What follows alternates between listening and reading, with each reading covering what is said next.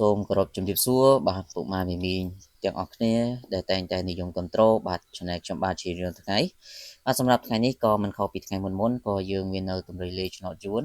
សម្រាប់យកមកធ្វើការចែកជូនទៅកាន់ពុកម៉ែមីមីងបងប្អូនទាំងអស់គ្នាដើម្បីយកទៅធ្វើការផ្សងសំណាងដោយសពម្ដងក៏ប៉ុន្តែមុននឹងយើងចូលទៅកាន់តម្រុយក៏ពុកម៉ែមីមីងកុំភ្លេចធ្វើការជួយចុច like ចុច share ទាំងអស់គ្នាដើម្បីទទួលបាននៅលាភសំណាងបាទទាំងអស់គ្នាតែម្ដងហើយសម្រាប់បងប្អូនថ្មីក៏នឹងទទួលបាននៅវីដេអូតម្រុយដើម្បីយើងនឹងធ្វើការផ្សងសំណាងទាំងអស់គ្នាបាទពុកម៉ែមីមីងបងប្អូនយើងចូលទៅកាន់តម្រុយរបស់យើងតែម្ដងបាទសម្រាប់ឆ្នោតយួនថ្មីវេលាម៉ោង 10:35 នាទីព្រឹកបាទចំពោះថ្ងៃទី27នេះបាទខ្ទង់ដែលល្អសម្រាប់បងប្អូនធ្វើការអូសគឺបងប្អូនសូនធ្វើការអូសខ្ទង់20និងអូសខ្ទង់8បាទ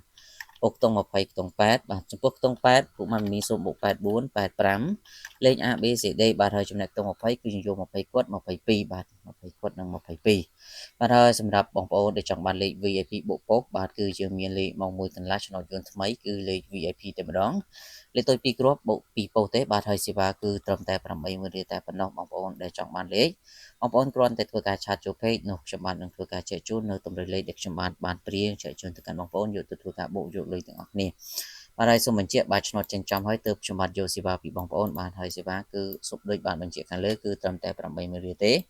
ហើយសម្រាប់ម៉ោង4កន្លះក៏ដូចគ្នាគឺលេខតូច2គ្រាប់បូក2ប៉ុស្តិ៍ដូចគ្នាហើយសេវាគឺដូចគ្នាត្រឹមតែ 80000 រៀលបាទអញ្ចឹងបងប្អូនដែលមានបំណងចង់លេងពីម៉ោងហ្នឹងបងប្អូនអាចធ្វើការឆាតមកយកទាំងអស់គ្នាបានរីឯតម្រុយសម្រាប់វេលាម៉ោង 6:35 នាទីបាទដូចជាតាបងប្អូនសូមលេងខ្ទង់30និងលេងខ្ទង់9បាទចំពោះខ្ទង់30នេះគឺយើងធ្វើការបូក36 39ធ្វើការបូក ABCD ហើយចំណែកខ្ទង់9វិញគឺយើងយក94 93បាទហើយសម្រាប់ធ្វើការលេងនៅម៉ោង 6:35 បាទអញ្ចឹងលោកយាយតាបងប្អូនខ្ញុំបាទក៏មានតែប៉ុណ្្នឹងទេសម្រាប់ធ្វើការចែកជូនអញ្ចឹងក៏សូមអរគុណហើយសម្រាប់អ្នកដែលចង់បានលេខកុំភ្លេចបាទធ្វើការឆាតចូលពេកទាំងអស់គ្នាអរគុណសូមគោរពលា